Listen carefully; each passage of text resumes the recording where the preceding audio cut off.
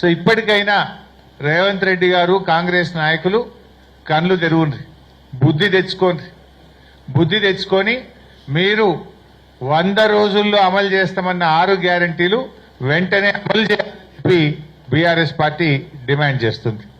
ఎందుకంటే మీరు మోసం చేసిండ్రు, బాండ్ పేపర్ల మీద రాసిచ్చి మోసం చేసిండ్రు, దేవుళ్ళ మీద ఒట్లు పెట్టి మోసం చేసిండ్రు. సో కర్ణాటక ఓటమి తర్వాతనైనా మోసాలు మానండి, ప్రజలకిచ్చిన హామీలు అమలు చేయమని బీఆర్ఎస్ పార్టీ డిమాండ్ చేస్తా ఉంది. మీ 7వ గ్యారంటీ ప్రజాస్వామ్యం అసలు లేదు. ఈ రాష్ట్రంలో ప్రజాస్వామ్యం ఖూనీ అయిపోయింది. లగిచర్లకు కనీసం మహిళా సంఘాలు, నిజ నిర్ధారణ సంఘాలు, లోకల్ ఎంపీ, బీఆర్ఎస్ నాయకులు, ప్రతిపక్ష నాయకుడు మధుసూదనాచారి గారు పోతే కూడా పోకుండా మీరు ఆపుతా ఉన్నారు. అంటే ప్రజాస్వామ్యం లేకుండా అయిపోయింది రాష్ట్రంలో. అంతేందుకు మన హుజురాబాద్లో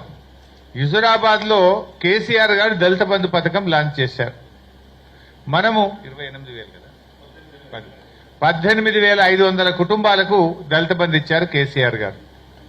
అందులో కొంతమందికి సెకండ్ ఇన్స్టాల్మెంట్ రావాలి, డబ్బు కూడా విడుదలైంది, కలెక్టర్ దగ్గర డబ్బులుంది, అకౌంట్లో ఉన్నాయి డబ్బులు.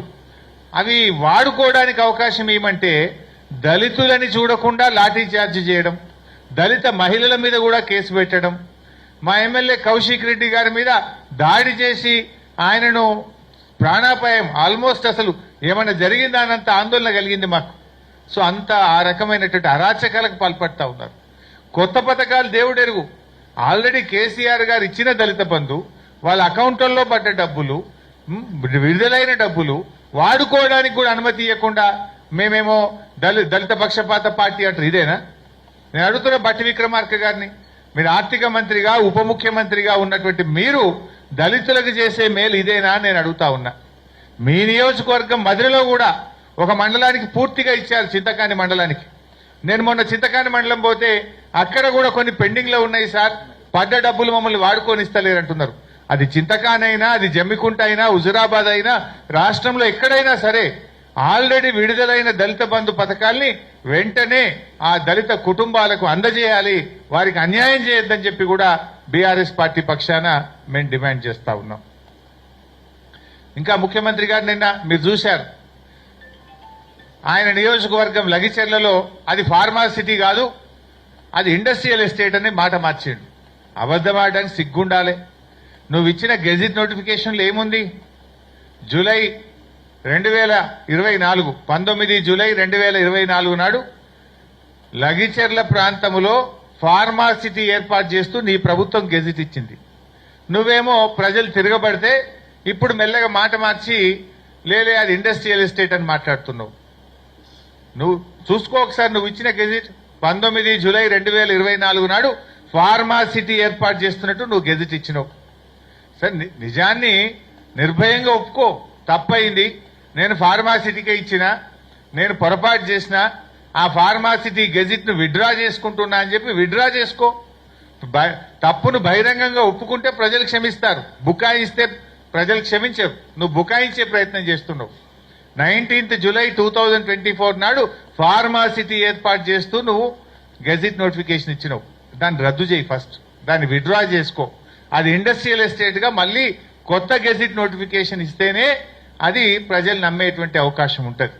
అయినా అక్కడ ప్రజలు ఏమంటున్నారు? అసలు నీ నియోజకవర్గంలో నిన్ను ఓటేసి గెలిపించిన ప్రజలతో మాట్లాడడానికి నీకు ఎందుకు అంత భయం? వెళ్ళు, ఆ గ్రామానికి వెళ్ళు, ఆ ప్రజలతో కూర్చో, ఆ ప్రజలతో కూర్చొని మాట్లాడు. పోలీసులను హంగు ఆర్భాటాలు లేకుండా ఆ ప్రజల దగ్గరికి వెళ్ళు, ఆ ప్రజలతో కూర్చొని మాట్లాడి వాళ్ళ సమస్యని పరిష్కరించు. కానీ పోలీసులను ఉపయోగించో, అక్రమ కేసులు పెట్టో నువ్వు బెదిరిస్తే నడవదు. ఏమనంటే కుట్రదారులు, అసలు కుట్రదారుడు నువ్వు. ఫార్మాసిటీ పెట్టి ఇవాళ ఇండస్ట్రియల్ ఎస్టేట్ అని మాట మార్చిన కుట్రదారుడివి నువ్వు. నిజానికి ఇవాళ నువ్వు తప్పు చేసినావు. ఒక ఎమ్మెల్యేగా నువ్వు వాళ్ళ దగ్గరికి వెళ్ళి మాట్లాడాలి, వాళ్ళతో చర్చించాలి. ఇలా వాళ్ళు ఏమంటున్నావు? నువ్వు తొండలు గుడ్లు పెట్టేయని అన్నావు. అక్కడ మహిళలు పిల్లలు వెళ్ళి బ్రహ్మాండమైన పచ్చటి పొలాలు చూపిస్తున్నారు. అంటే నీకు అవగాహన లేదా? ప్రజల్ని తక్కువ అంచనా వేసి అబద్ధాలు ఆడుతున్నావా? నీ నియోజకవర్గంలో ఆడ ఏం పంట పండుతుందో కూడా నీకు అవగాహన లేదా? తొండలు గుడ్లు పెట్టే నువ్వు మాట్లాడితే పచ్చడి పొలాలు వాళ్ళు చూపిస్తున్నారు. అంటే ఈ రకంగా నువ్వు అబద్ధాలు మాట్లాడడంలో నువ్వు డాక్టరేట్ పొందాలి. నువ్వు ఏదైనా అబద్ధాలకు ఒక యూనివర్సిటీ ఉంటే ఫస్ట్ డాక్టరేట్ రేవంత్ రెడ్డికే వస్తుంది. ఏం మాట్లాడి మొన్నటిదాకా కాళేశ్వరం ప్రాజెక్టు కూలిపోయింది, 1,00,000 కోట్లు వృధా అయిపోయినాయని గోబల్స్ ప్రచారం చేశారు. గోరంతలు కొండంతలు చేసి ప్రచారం చేసిండ్రు. నిన్న మొన్న ఏం మాట్లాడుతుండు?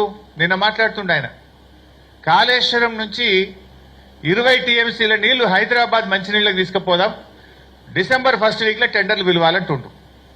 మరి కాళేశ్వరం కూలైపోయి 20 టీఎంసీల నీళ్లు హైదరాబాద్ ఎట్లా తీసుకుపోతా అంటున్నావు రేవంత్ రెడ్డి? నువ్వు మొన్నటిదాకా కాళేశ్వరం కూలైపోయింది, మొత్తం 1,00,000 కోట్లు నీళ్ళలో గంగలు కలిసినాయి అన్నావు.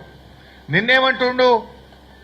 కాళేశ్వరంలో అంతర్భాగమైన మల్లన్న సాగర్ నుంచి కొండపోచమ్మ సాగర్ నుంచి 20 టీఎంసీల నీళ్లు హైదరాబాద్ మంచినీళ్ళకి తీసుకుపోదాం, తొందరగా ఎస్టిమేట్లు ఫైనల్ చేయండి, వారం రోజుల లోపల టెండర్ పిలవాలంటుండు. వారం రోజులనే. మరి కాళేశ్వరం కూలైపోతే 20 టీఎంసీల నీళ్లు హైదరాబాద్కి అడికెళ్ళి వస్తున్నాయి. కాళేశ్వరం నుంచి నువ్వు ఎట్లా టెండర్లు పిలుస్తున్నావో నేను అడుగుతున్నా. మొన్న ఒక మంత్రి మా సిద్దిపేట జిల్లాకు వచ్చింది పోయిన ఎండాకాలంలో. మన మల్లన్న సాగర్ ప్రాజెక్టు, రంగనాయక సాగర్ ప్రాజెక్టు దగ్గర పోయి గేట్లు ఎత్తి 1,00,000 ఎకరాలకు నీళ్లు విడుదల చేస్తున్నాము అని ఒక మంత్రి మాట్లాడింది. మరి కూలిపోయిందని రేవంత్ రెడ్డి అంటాడు. ఒక మంత్రి గారు వచ్చేమో కాళేశ్వరంలో భాగంగా రంగనాయక సాగర్, మల్లన్న సాగర్ నుంచి ఈ వేసవి కాలంలో 2వ పంటకు 1,00,000 ఎకరాలకు నీళ్లు విడుదల చేస్తున్నా అని ఒక మంత్రి గారు చెప్పారు. వ్యవసాయ మంత్రి మొన్న ఢిల్లీకి పోయిండు. ఢిల్లీకి పోయి ఈ వ్యవసాయానికి సంబంధించినటువంటి సదస్సులో పాల్గొని గత 10 సంవత్సరాల్లో మా తెలంగాణ రాష్ట్రం అన్నపూర్ణగా ఎదిగింది, గత 10 ఏళ్లలో తెలంగాణలో ధాన్యం ఉత్పత్తులు బాగా పెరిగినాయని చెప్పిండు. వ్యవసాయ మంత్రి ఏమో 10 ఏళ్లలో తెలంగాణ అన్నపూర్ణ అయిందంటారు. ఇంకో మంత్రి ఏమో 1,00,000 ఎకరాలకు రంగనాయక సాగర్, మల్లన్న సాగర్కి నీళ్లు విడుదల చేస్తున్నా అని మల్లన్న సాగర్ గేట్లెత్తి, రంగనాయక సాగర్ గేట్లెత్తి నీళ్లు విడుదల చేసి నీళ్లు ఇస్తున్నా అంటారు. ఇక రేవంత్ రెడ్డి ఏమో కాళేశ్వరంలో భాగంగా ఉన్న మల్లన్న సాగర్, కొండపోచమ్మ సాగర్ నుంచి 20 టీఎంసీలు హైదరాబాద్కు మంచినీళ్లు తీసుకుపోతా అంటాడు. ఇదే రేవంత్ రెడ్డి ఇంకేమంటుండు? మూసి పారిశుద్ధ్యాన్ని పారదోలడం కోసం కాళేశ్వరం ప్రాజెక్టు నుంచి 5 టీఎంసీల నీళ్లు తీసుకుపోయి మూసీ నదిని మొత్తం కూడా శుభ్రం చేస్తాం, గోదావరి జలాలను తీసుకుపోయి మూసీలో ఇడిస్తా అంటాడు. మరి కాళేశ్వరం కూలైపోతే మూసీకి 5 టీఎంసీల నీళ్లు ఆడికెళ్ళిపోతాయి. కాళేశ్వరం కూలైపోతే హైదరాబాద్ నగరానికి 20 టీఎంసీల మంచినీళ్లు ఆడికెళ్ళిపోతున్నాయి. కాళేశ్వరం కూలైపోతే మీ మంత్రి గారు రంగనాయక సాగర్, మల్లన్న సాగర్ నుంచి 1,00,000 ఎకరాలకు నీళ్లు ఇస్తా అని ఎట్లా చెప్తుండ్రు? అంటే దీన్ని బట్టి ఏమర్థమవుతుంది? అయితే కాళేశ్వరం కూలిపోవడం అబద్ధం, రేవంత్ రెడ్డి అన్ని గోబల్స్ చెప్పిండు, అబద్దాలు ఆడిండు అనేటువంటి విషయం అర్థమవుతుంది. ఏది నిజం ఏది అబద్ధం ఇప్పుడు ప్రజలకు అర్థమైతలేదా? నిజం నిలకడ మీద తెలుస్తుంది అన్నట్టు కాళేశ్వరంలో కేవలం 29 కాంపోనెంట్లలో ఒక కాంపోనెంట్లో 2 పిల్లర్లు మాత్రమే పోయినాయి. 29 కాంపోనెంట్లలో మేడిగడ్డ అనేది ఒక కాంపోనెంట్. ఆ మేడిగడ్డలో 156 పియర్స్ ఉంటే అందులో కేవలం 2 పియర్స్ మాత్రమే పోయినాయి. దానికి నువ్వు గోరంతలు కొండంతలు ప్రచారం చేసి గోబల్